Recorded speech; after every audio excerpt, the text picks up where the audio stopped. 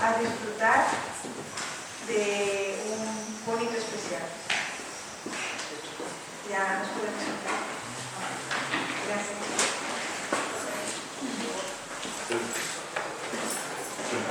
El bono. Sí, vamos a tener una especial.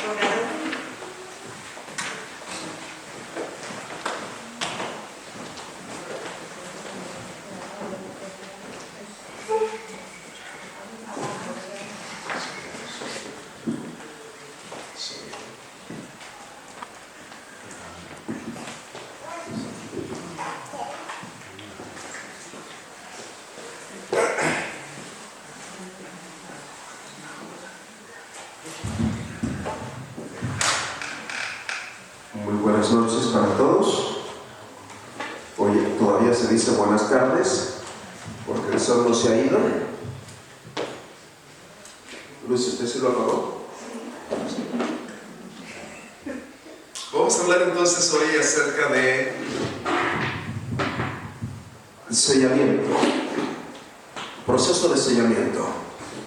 Apocalipsis capítulo 7, versículo 1 al 3. Dice: después de esto vi a 4 ángeles de pie en los 4 ángulos de la tierra, que detenían los 4 vientos de la tierra, para que no soplase viento alguno sobre la tierra, ni sobre el mar, ni sobre el lugar ¿A qué tipo de árbol se refiere cuando Apocalipsis menciona esta tipología? Que sobre ningún árbol. Cuando nosotros vamos al libro de Lucas, capítulo 23, versículo 29 al 31, Jesucristo hace la explicación del simbolismo.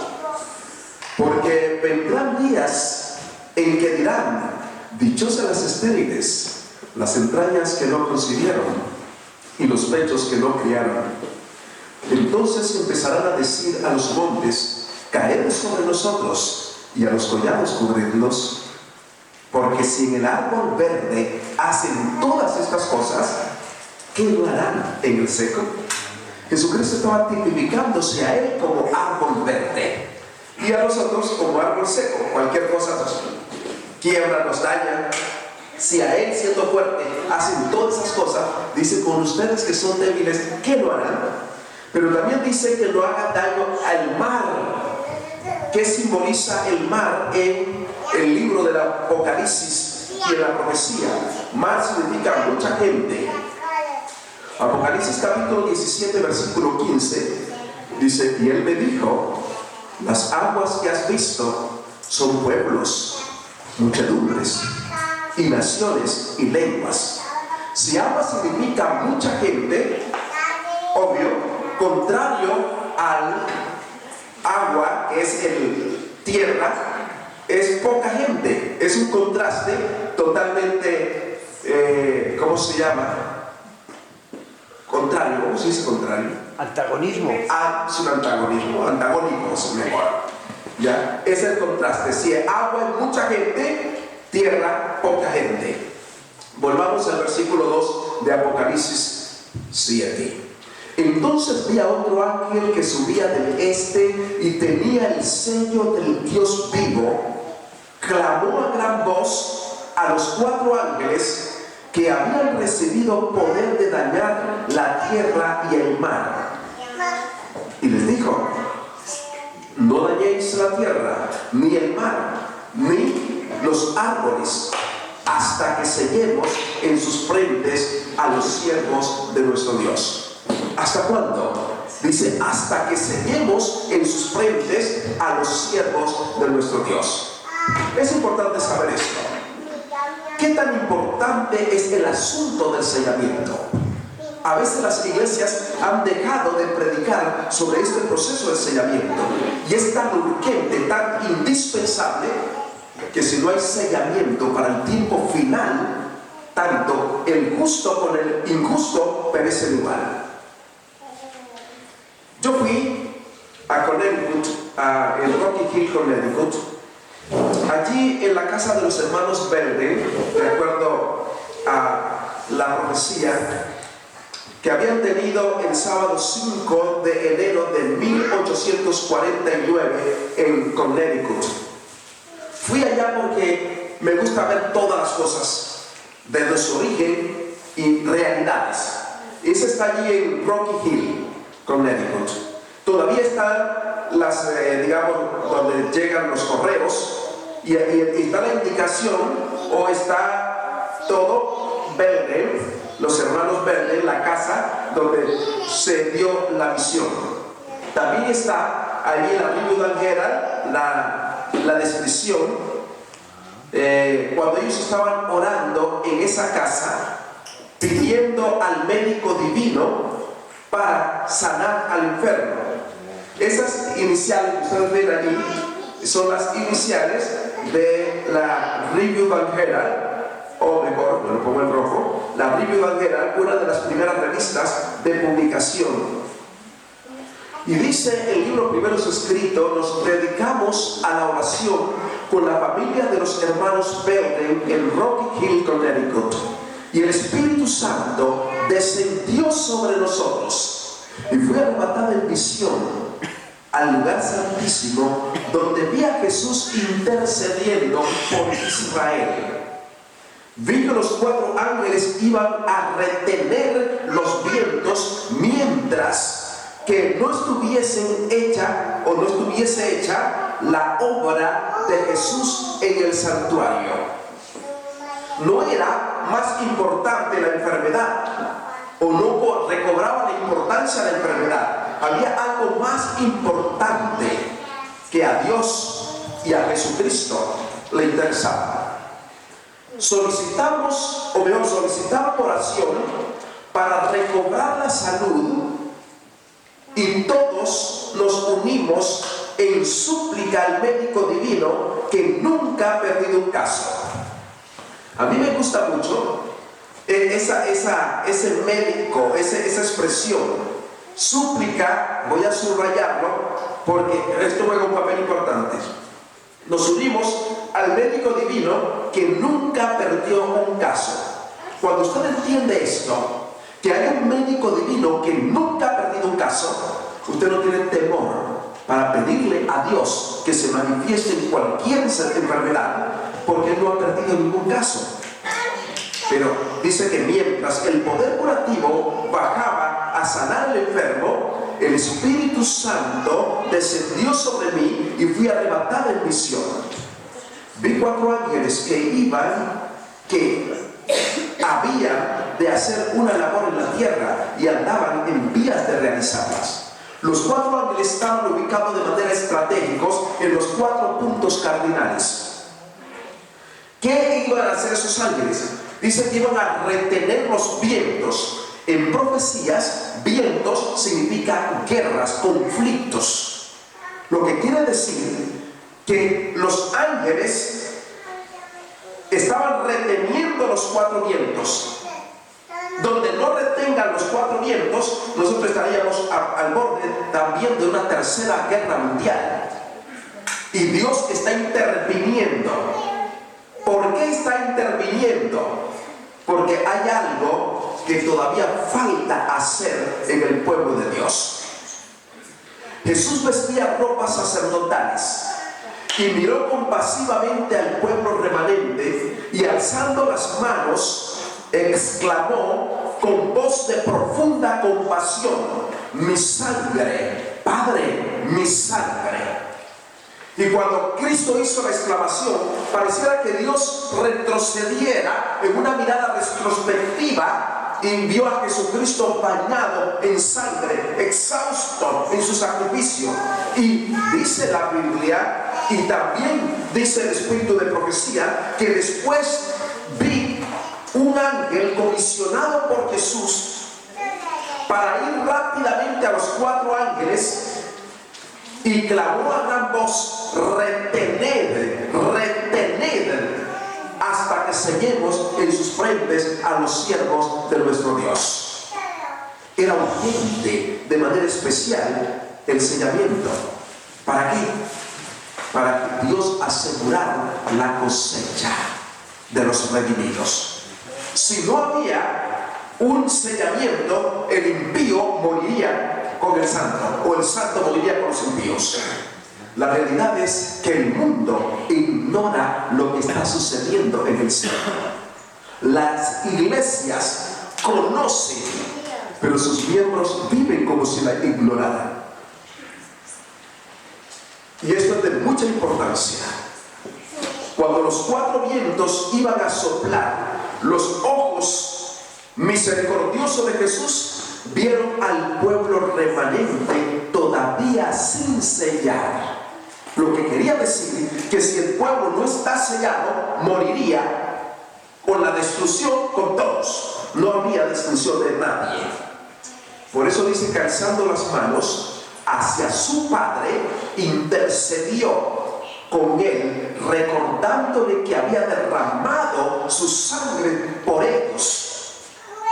Y aquí hay una ley de causas y efectos. La causa, el sacrificio de Cristo. El efecto ahora se da. Dice que en consecuencia se le mandó a otro ángel una noticia, que fuera velozmente a decir que retuvieran los 4 vientos hasta que los siervos de Dios fueran sellados en sus frentes. El ángel tenía que ir rápidamente, porque los 4 ángeles estaban para soltar los 4 vientos. O sea, donde suelten los cuatro vientos, este mundo se acaba en conflictos. Si ahora, aún reteniendo los cuatro vientos, tenemos amenazas de guerras y rumores de guerras, como dice Mateo 24. El mundo está a punto de explotar en una tercera guerra mundial, pero los cuatro ángeles están reteniendo esos conflictos. ¿Por qué? Porque el pueblo de Dios no está sellado. Después vi a un ángel comisionado por Jesús para ir rápidamente a los cuatro ángeles que tenían determinada labor que cumplir en la tierra. Clamó en alta voz: retened, retened, retened, hasta que sellemos en sus frentes a los siervos de nuestro Dios. Esa era la realidad. Ahora, ¿qué es el sellamiento? Porque estamos hablando de sellamientos, quizás muchos dicen, bueno, sí, entiendo. Otros, ¿qué es el sellamiento? Pues quiero decirle que el sellamiento es un proceso espiritual invisible a los ojos de los hombres. Y mejor, usted sabe que si nosotros viéramos quiénes están sellados y quiénes no, hay gente muy petulante en las mismas iglesias, gente que considera ser pues más santo que nosotros. El hermano tal no es sellado, el hermano, Dios mío, menos mal que no sabemos quién está sellado, porque quizás los que estuvieran sellados tendrían preocupaciones por los que no estuvieran sellados, pero iban a estar señalando. Este es un proceso invisible a los ojos humanos. ¿Cuándo comienza el sellamiento? El sellamiento comienza con la conversión de las personas al Evangelio de nuestro Señor Jesucristo. El libro de Efesios capítulo 1 versículo 13 dice: en él vosotros también, después de oír la palabra de la verdad, tiene un artículo, lo que quiere decir que no es una verdad de verbo simplemente, es una persona. Jesucristo dijo en Mateo, en San Juan capítulo 14 versículo 6: yo soy el camino, la verdad y la vida. O sea que la palabra de Jesucristo, en otra palabra, ¿ok? El evangelio de vuestra salvación. Dice que fuisteis incluidos, habiendo oído, ¿ok?, la palabra de la verdad de nuestro Señor Jesucristo, fuisteis incluidos en Cristo. Y habiendo creído, fuisteis sellados con el Espíritu Santo prometido. Ahora, otro pasaje, Efesios capítulo 4 versículo 30: no os entristezcáis al Espíritu Santo de Dios, con el cual fuisteis sellados para el día de la redención. O sea que el Espíritu Santo tiene una obra perfecta, una obra adecuada en el proceso de sellamiento. Pero ¿en qué consiste el sellamiento? Esta operación que realizan los ángeles de Dios consiste en la impresión de los principios de la ley divina en la vida de los fieles que estén preparados para recibir. ¿Recibir qué? Hay tres elementos que deben recibir en el proceso de sellamiento, y vamos a trabajar sobre eso. Esta es una clase también teológica. Número 1, el nombre de mi Dios. Número 2, el nombre de la ciudad de mi Dios. Y número 3, mi nombre nuevo. Yo no tendría problema con el nombre de mi Dios, ni tampoco con el nombre nuevo. Mi problema estuvo con el nombre de la ciudad de mi Dios. ¿Qué tiene que ver la ciudad de mi Dios en el proceso de sellamiento? ¿Qué tiene que ver una ciudad en mi frente? Venga conmigo, es importantísimo. Cuando hice la investigación y estaba clara en la Biblia, fue un papel importantísimo la ciudad. Primero vamos, dice el nombre de mi Dios. El nombre de mi Dios. ¿En qué consiste llevar el nombre de mi Dios?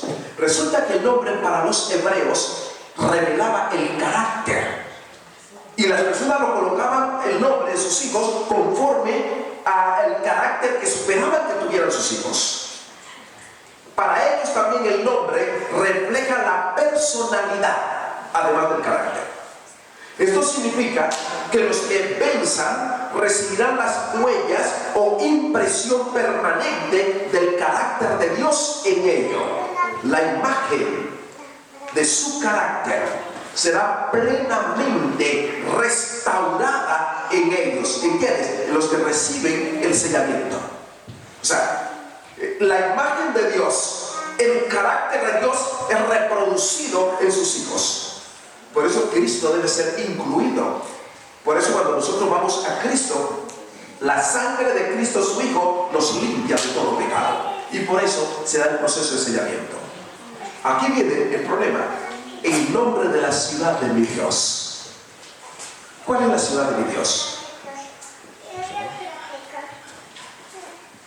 En Colombia dice, no se oye nada, Padre. ¿Cuál es la Jerusalén? ¿Ok?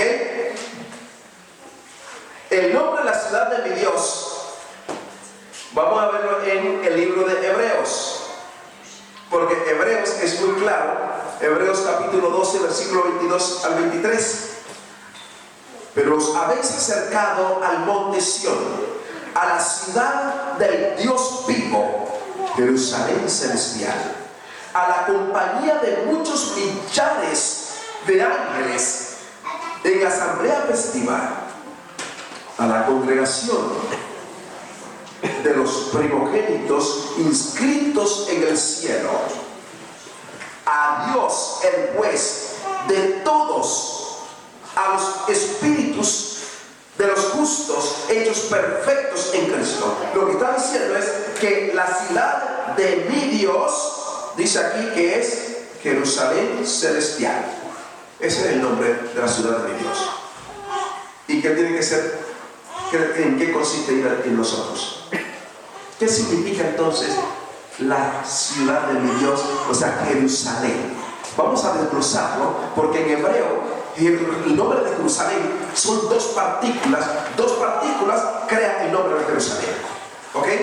Número uno, Jerusalén, si nosotros dividimos, y se lo puedo dividir aquí, Hiresh, o mejor, Hiresh, Shalem. Ahora, Hiresh significa heredad. Shalom en hebreo es paz. Y si usted entonces traduce completo, Hiresh Shalom es heredad de paz. Entonces, lo que me está diciendo es que si Hiresh significa heredad, Shalom de paz, nosotros llevamos aquí Jerusalén, es como que somos heredero de la ciudad de Jerusalén. Y Jesús en el Sermón del Monte, en el capítulo 5 y el versículo 5 de Mateo, dice: bienaventurados los mansos, porque ellos, ¿qué cosa? Heredarán. Aquí está el prefijo de Jerusalén, Hiresh. Ellos heredarán la tierra. Pero en el mismo Sermón del Monte, Jesús tomó el sufijo para completar la ciudad. El versículo 9 del capítulo 5 de Mateo dice: bienaventurados los pacificadores. ¿Por qué? Porque ellos serán llamados hijos de Dios. Aquí, pacificadores. Shalom. En el mismo Sermón del Monte. ¿Y cómo sería llamada Jerusalén realmente? Y Jerusalén sería llamada ciudad de la verdad. Vuelve el artículo: monte del Señor Todopoderoso, monte santo. Aquí hay un problema. Si es monte santo, los que van a heredar a Jerusalén, o los que van a entrar por las puertas perlinas de Jerusalén, tienen que ser santos. Porque la ciudad es santa, es monte del Dios Todopoderoso. Ahora la pregunta es: si la ciudad es santa, ¿cuál debe ser nuestra naturaleza entonces al entrar a la ciudad? Tiene que ser santa. Un ejemplo muy claro: cuando Moisés, viniendo de Madián hacia el monte Horeb, él pasaba toda la noche o todos los días por allí, trayendo las ovejas para llevarlo a pastar y alimentar al monte Horeb. Pero cuando pasaba, era la distancia ve que en el monte Oreb hay un fenómeno que no es natural, una zarza ardiendo. Las zarzas en el desierto acostumbran por el efecto del calor y la emoción, pueden arder y consumirse, y punto. Pero no se consumían. Entonces eso atrajo la atención y el interés de Moisés, y se fue acercando como a mirar la zarza. Y entonces escucha una voz que sale de la zarza ardiendo y le dice: Moisés, no te acerques, porque el lugar en que estás pisando, tierra santa es. ¿Quién la convirtió en santa? Si él pasaba por ahí todos los días y no había ningún problema. Y ahora, ¿por qué santa? Porque estaba la presencia de Dios allí.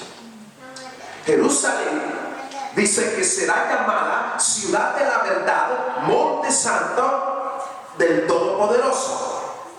Entonces, ¿cómo vamos a ver que la presencia de Dios está allí? Ok, Ezequiel capítulo 48 versículo 35 dice: y desde aquel día el nombre de la ciudad será Sama. Sama está en la versión Reina Valera revisada del 60 y no la tradujeron, pero la Reina Valera revisada del 95, del 2000, 2005, Félix Torres Amat, Casiodoro de Reina, Internacional, la Biblia de Jerusalén, o sea, ya todas las tradujeron y ya no aparece Sama, sino que dice: el Señor está aquí. Gloria a Dios. Obvio, será tierra santa y no todos pasarán caminando como si estuvieran en otro lugar. Es santo. Y si es santo, ¿cuál será nuestro proceder? Santo. Yo explicaba las dos santidades que existen. El griego presenta una santidad que es hagios. Es alguien santo. ¿Y qué significa hagios? Es cuando se toma algo de aquí y se lo pone acá para un cometido. Aquí estaba para una función diferente, pero yo arranco esta de aquí y luego lo pongo acá para otra comisión o otro servicio especial. Eso se llama hagios, apartado para una comisión especial, en este caso para la santidad de Dios.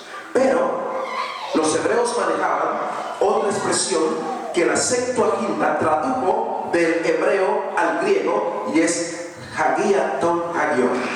Hagia viene de hagios, o sea, de santo, pero entonces en la expresión que usa hagia ton hagion es santo de los santos, o sea que hay uno más santo que otro.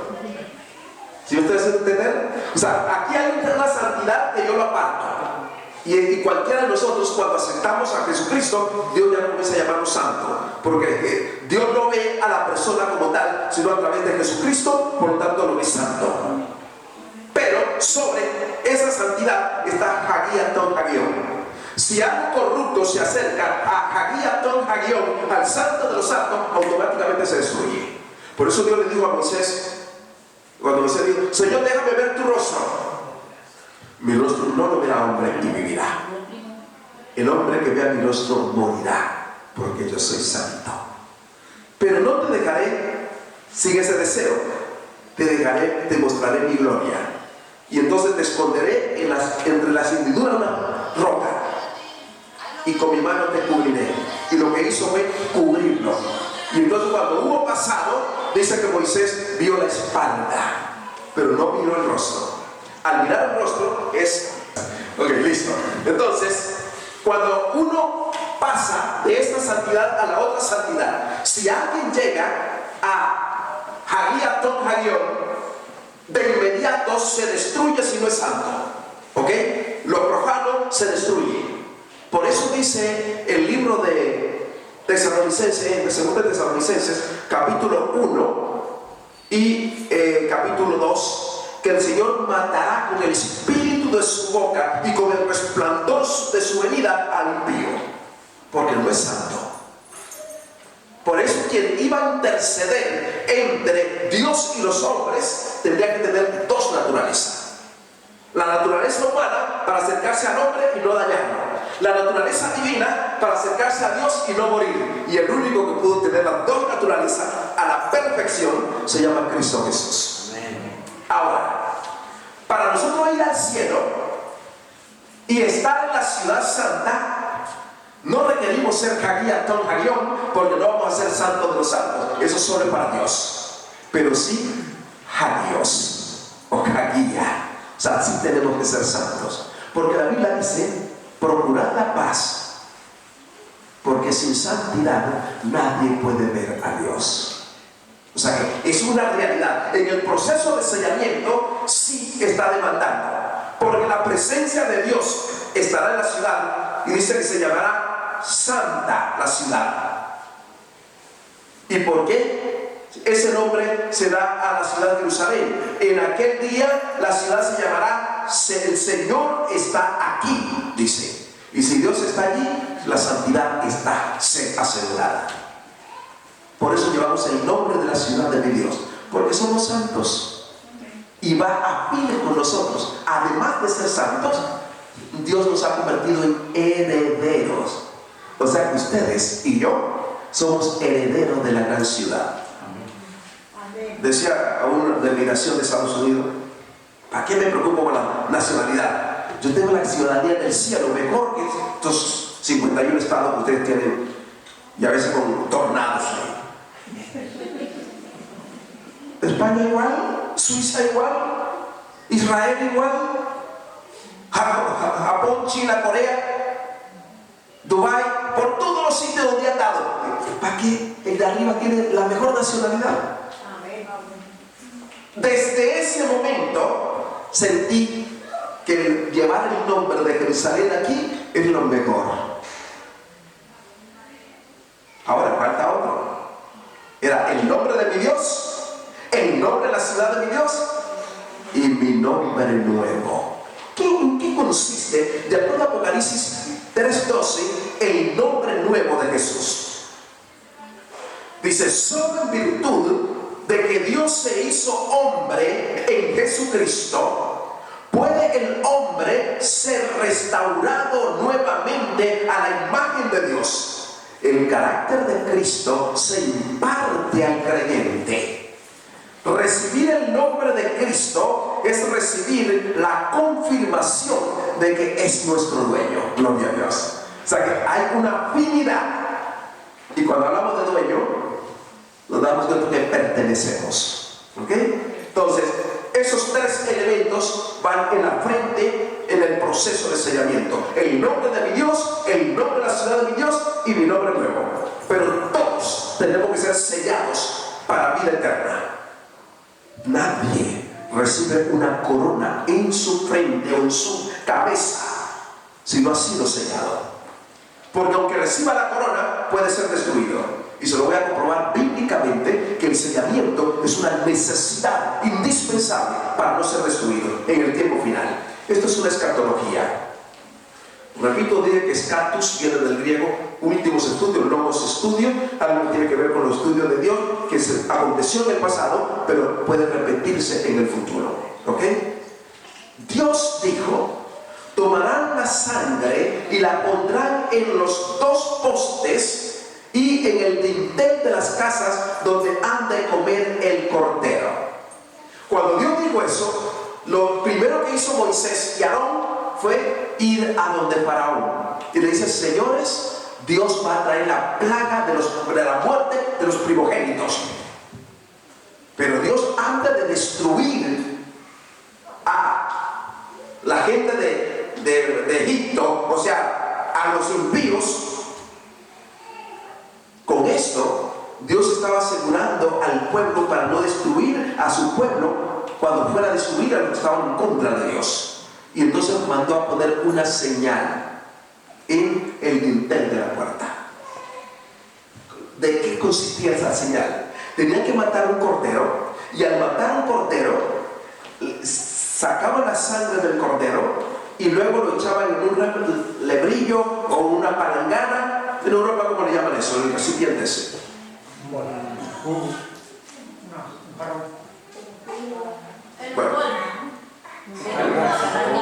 recipiente, palangana. Bueno, ya lo entendieron, ¿no es cierto? Bueno, resuelto el problema. Tenían que echarlo en esa vasija. El cordero, símbolo de qué era.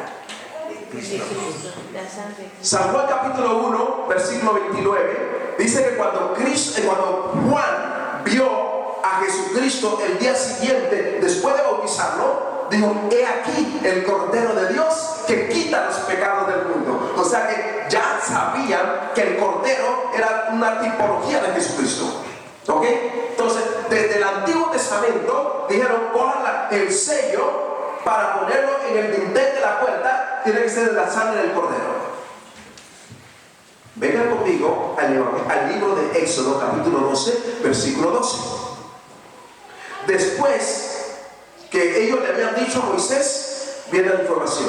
Aarón dice: pues en esa noche, dice Dios, yo pasaré por la tierra de Egipto y heriré a todo primogénito de Egipto y ejecutaré mi juicio en todos los dioses de Egipto. Era una lucha, una disputa. Pero cuando Dios iba a ejecutar su juicio, ¿qué tenía que hacer con su pueblo? Indicar a su pueblo que colocara en el dintel de la puerta con hisopo este sello, ¿ok? Y tenía que marcarlo para que era símbolo de que estaba sellado y que allí no entraba el ángel exterminador. La Biblia dice en el versículo 29 del capítulo 12 de Éxodo que a la medianoche hubo un clamor en Egipto porque no había casa donde no hubiese un muerto. Todos los primogénitos de la tierra, desde el primogénito de Faraón que estaba en el trono o que se sentaba en el trono, hasta el primogénito del cautivo que estaba en la cárcel, y todos los animales murieron aquella noche. Dios había advertido, Faraón no había hecho caso, y Faraón comenzó a pasearse en su trono con su hijo, pero muerto.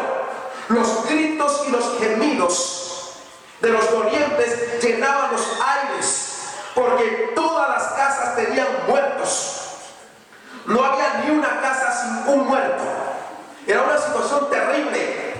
Faraón con su hijo, pero muerto en sus brazos, solo porque no tenían el sello del Dios vivo en el dintel de la puerta. Todas las casas tenían muertos. Y miren una cosita, hagamos una comparación. Si era la muerte de los primogénitos, en la casa podía haber varios primogénitos, dependiendo si era familia aglutinada.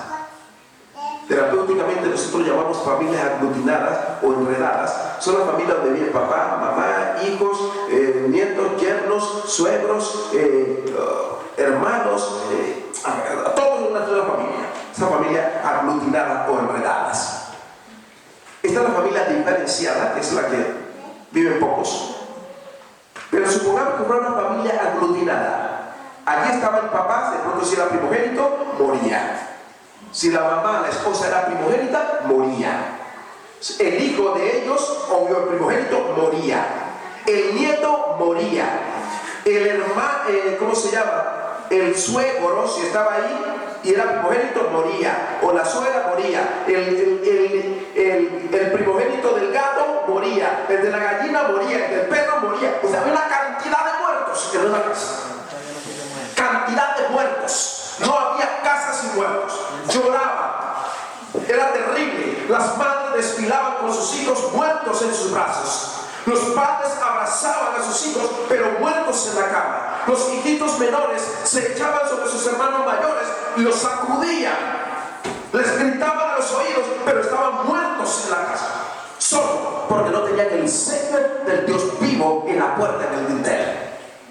Y todos los primogénitos murieron, menos en la casa de los hebreos, porque estaban con el sello de Dios allí. Amén. Y fue tanto la situación. Esta lámina me gusta más. Miren cómo trae. Yo creo que ese día, si hubiera habido alguna persona rebelde, tenía que entrar en la noche, todo tenía que estar adentro. Yo imagino a los jóvenes, los adolescentes a nivel del mundo, que a veces le hacen caso. Papá, pero a las 8, 9 horas, 9, ¿qué? 10, no es tarde. No queda, morirían con los impíos allá. Tenía que estar dentro de la casa.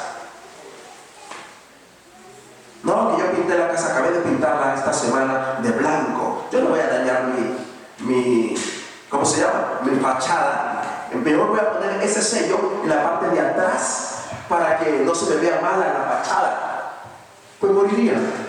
Porque era obediencia. Dios requería de obediencia. Y así no lo entendamos. Cuando Dios pide obediencia, lo pide para protección nuestra. Ellos pusieron esto allí y el ángel exterminador pasaba, incluso teniendo el sello en el dintel de la puerta. Dice Patriarcas y Profeta que incluso el pueblo, el mismo pueblo de Dios, tuvo temor esa noche. En esa noche, con reverente temor, el pueblo oró y aguardó. El corazón de todo primogénito, desde el hermano más fuerte hasta el niño, tembló con indescriptible miedo. Los padres y las madres estrechaban en sus brazos a sus queridos primogénitos al pensar del espantoso golpe que había de caer aquella noche. Pero en ningún hogar de los israelitas, mientras los egipcios lloraban, gritaban, en el hogar de los israelitas, o mejor de los hebreos, había una paz inefable con resultados eternos, porque el ángel exterminador no entró allí porque tenían el sello del Dios vivo. Esto es bueno entenderlo, porque para hacer o para enfrentar digamos el futuro, se requiere también del sellamiento. La sangre de Cristo, del Cordero, fue suficiente para que ellos no murieran, y hoy en día la sangre del Cordero será suficiente para que no muramos. Mi sangre, Padre, mi sangre, fue la exclamación para que Dios quisiera que se parara la orden a los 4 ángeles que estaban a punto de soltar los 4 vientos, y este mundo se acabaría en guerra. Y hoy, que no son la guerra de fusiles y de cuestiones, no. Hoy tenemos guerras químicas, cuestiones que solo apretar un botoncito, desapareció España. Yo me voy para Colombia y los invito. Y no solo España, Europa. Depende también de donde hundan el botoncito, ¿ok? Entonces, por eso los ángeles tienen que sostener. Y el conflicto de los siglos dice también que hay ángeles detrás de las cámaras legislativas, del Senado, de los congresos, a fin de controlando las emociones. Porque hay monarcas que se creen dioses y tener el poder, y Dios tiene que controlar sus mentes, porque uno de ellos se enloquece y acaba con el mundo. Ese clamor hizo que los 4 ángeles retuvieran o detuvieran los 4 vientos de la tierra que iban a soplar. Pero a veces a nosotros nos pasa como Faraón. Faraón se resistió a la palabra de Dios en el momento cuando debería haber aceptado, y él dijo: no, tiene Jehová para que lo deje ir. Y Moisés le dijo: deja ir a mi pueblo. ¿Y quién es él? Pero cuando llegó la plaga de la muerte de los primogénitos, y cuando lloró con su hijo en los brazos y no pudo hacer absolutamente nada, ahí se llamó a Moisés y le dijo: llévate a todos, todo. Pero primero dijo: vayan ustedes, adoren y vuelvan. Déjenme las mujeres, los hijos y los ganados. Moisés dijo: no, ni una pezuña. Mira, ni una pezuña de mi ganado quedará en Egipto, y las mujeres y los niños y todo irá con nosotros. Pero como ya estaba llorando a su hijo ahí, dijo: ok, váyanse, llévense todo. Y le dice a Moisés, cuando Moisés se da la vuelta: espera, bendíceme a mí también. ¿Por qué no pidió la bendición antes de que se acabara la longanimidad o se traspasara la longanimidad de Dios? En la línea invisible entre la paciencia de Dios y su ira, ya había pasado la longanimidad. Aquí, en la paciencia de Dios, hay bendiciones, pero cuando uno pasa esa línea invisible entre la paciencia de Dios y su ira, aquí frente a la ira de Dios no hay bendición. Vienen los juicios sin mezcla de misericordia, y Faraón lo sufrió. Pero los que tenían el sello del Dios vivo, no. Algunos de ustedes quizás han escuchado Preparación para la crisis final. Lo escribió un teólogo, el doctor Fernando Chay.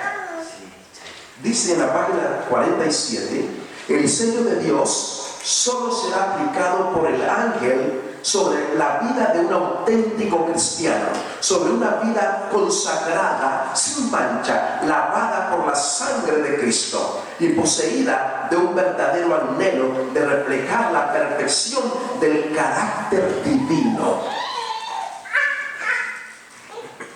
Segundo ejemplo, que necesitamos ser sellados para no ser destruidos.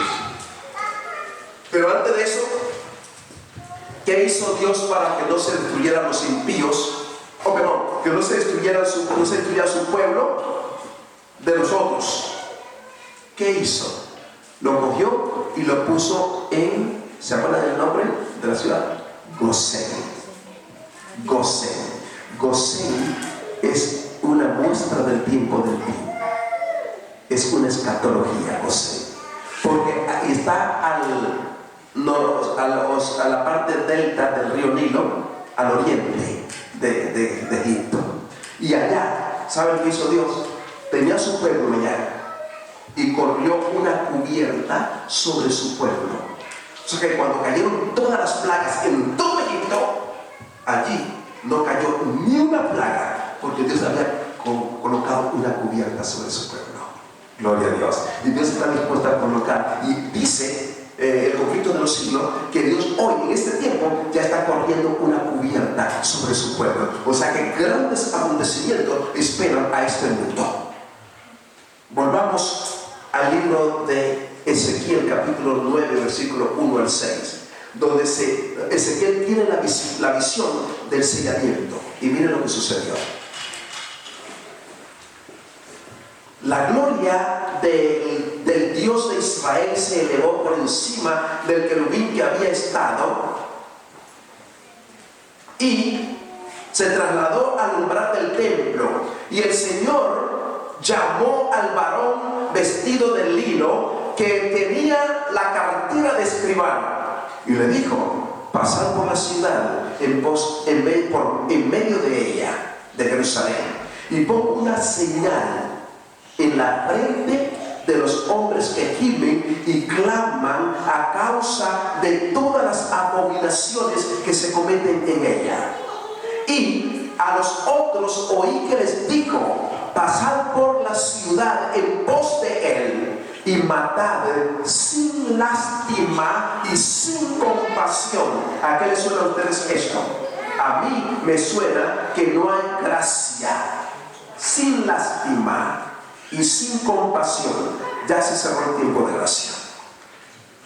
Matar a viejos, jóvenes, doncellas, niños, mujeres, hasta que no quede ninguno. Pero no toquéis a ninguno que tenga la señal. ¿Ok?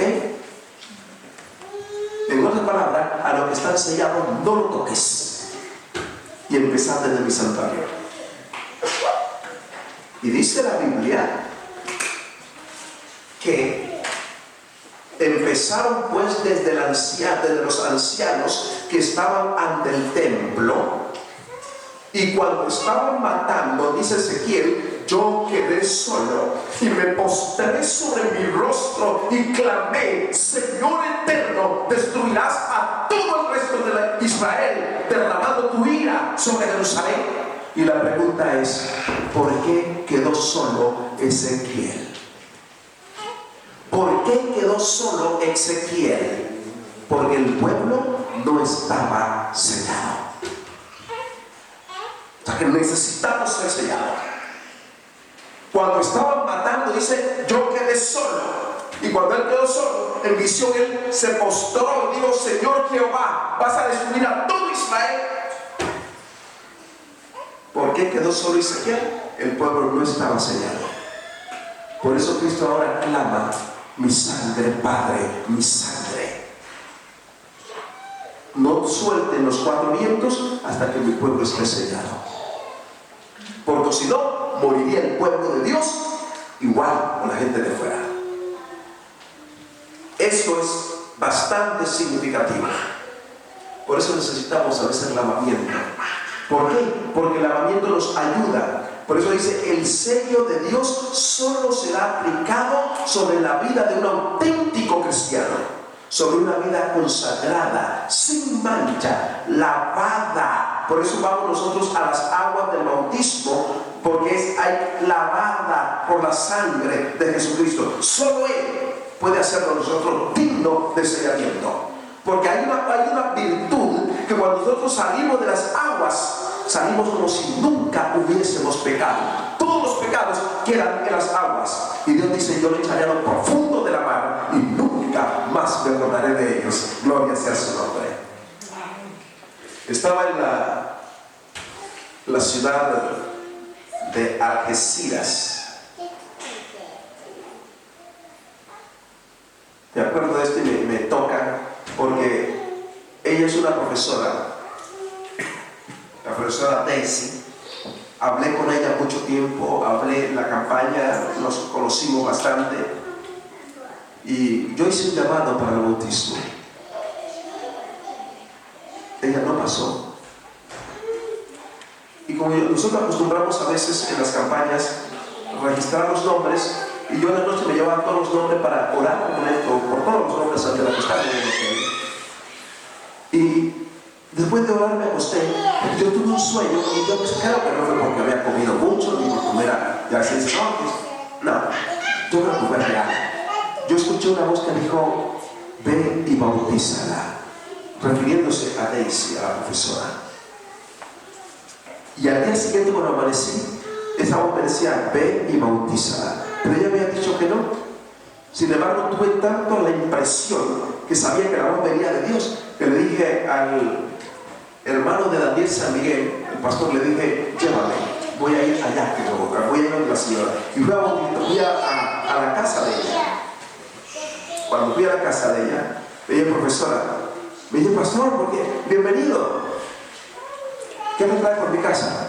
Profe, vengo a bautizarla en el nombre del Padre, del Hijo y del Espíritu Santo. Ella me miró y me dijo, pastor, yo no le dije que no. Sí, usted me dijo que no. Pero yo tengo otra orden. ¿Tiene agua aquí, profe? Me dijo, pues no. En la parte de atrás tengo una alberca, un tanque de agua. No sé si le sirva. Me voy con ella en la parte de atrás y lo vi que era grande. Le dije, sí, me sirve. Voy a bautizar a usted allí. Y ella, sin decir media palabra, accedió, se metió allí y luego allí con el hermano San Miguel, allá fui y aquí la bauticé a ella en el nombre del Padre, del Hijo y del Espíritu Santo. Para recibir la triste noticia 2 meses después, me dice San Miguel, este que está aquí, San Miguel me dice, doctor, ¿usted sabe qué pasó con la doctora Daisy, con la profesora Daisy? Digo, no. ¿Qué pasó? Me dice, acabamos de enterrarla. Digo, ¿pero qué pasó? Me dice, ¿usted no se dio cuenta que ella tenía como una pañoleta, algo en la cabeza? Yo le dije, sí. Es que a ella le estaban aplicando quimioterapia, había cáncer, le había caído todo el cabello y ella tenía un cáncer agresivo. Y ese cáncer la llevó rápidamente. Yo no sabía, pero Dios sí sabía. Y yo tengo la esperanza que la veré a ella en el reino del cielo, porque ella fue bautizada en el nombre del Padre, del Hijo y del Espíritu Santo. Nosotros necesitamos ser emblanquecidos por la sangre del Cordero. Necesitamos enseñamiento para vida. Y la Biblia es clara. El sellamiento es la impresión de los principios de la ley divina sobre los hijos de Dios. Todos tenemos que ser sellados, o si no seremos destruidos. Es la única manera, así como Dios hizo para poder destruir, mandar los juicios sobre Egipto, tuvo que sellar a su pueblo y ponerlo aparte. En el tiempo de Ezequiel, la visión dice, no toques a ninguno que esté sellado, que tenga la señal en la frente.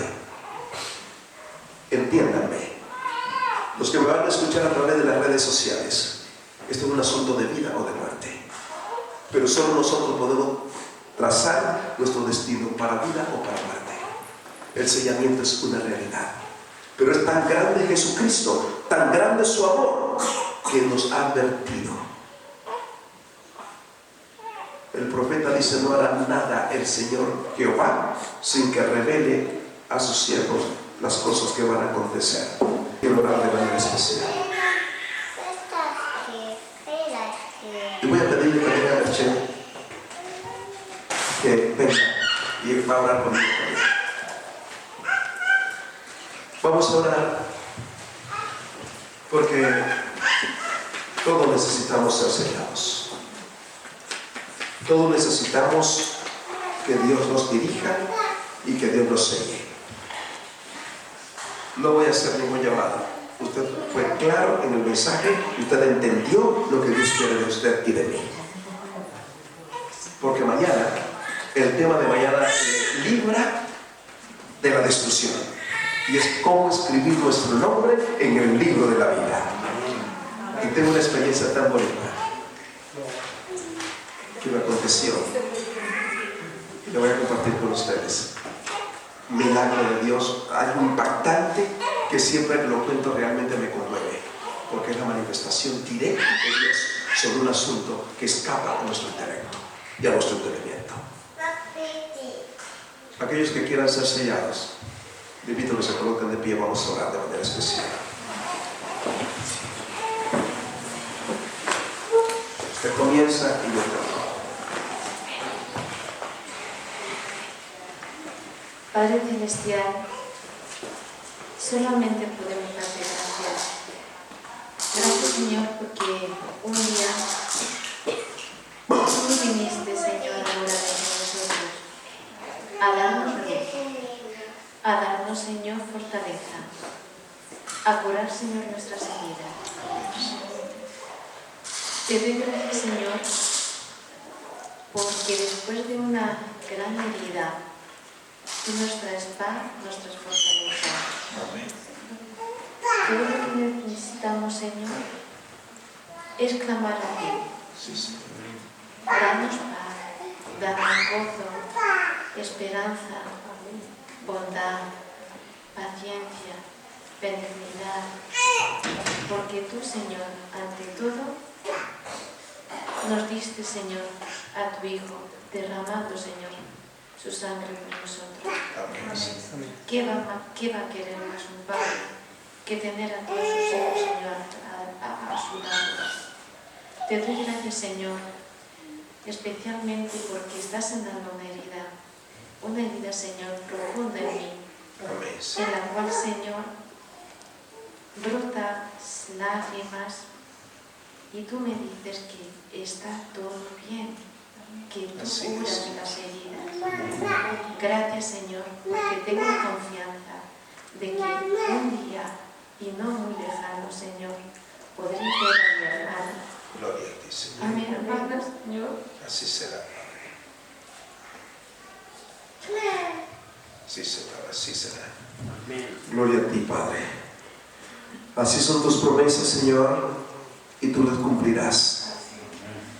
Y no la vas a ver por un rato, la mirarás por toda la eternidad, por los siglos de los siglos, en el reino de los cielos. Por eso, Señor, acudimos a ti en esta hora, pidiéndote que nos ayudes, que nos des esa fuerza, ese poder para acudir a ti. Estás haciéndonos un llamado de que necesitamos ser sellados. Y no hay sellamiento fuera de Jesucristo. Nuestras vidas deben estar unidas a Cristo.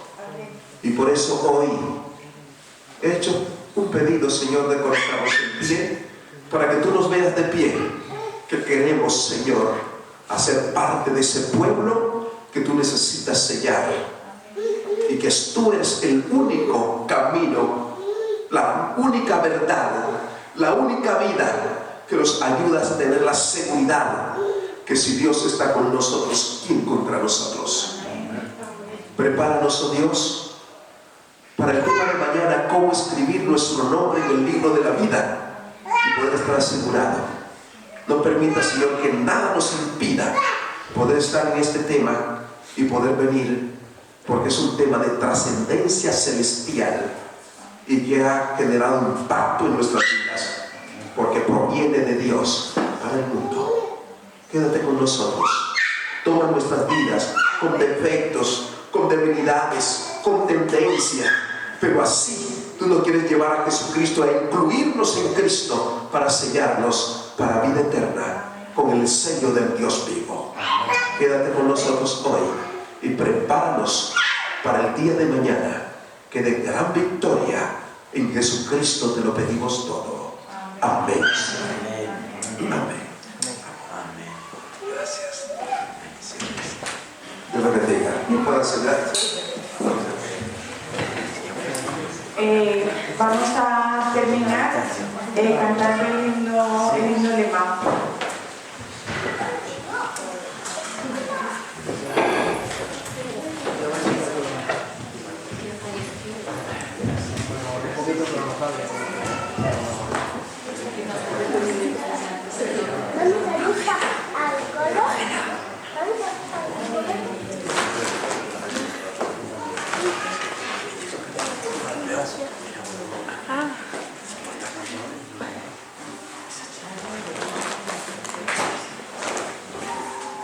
Siempre decía que era eso.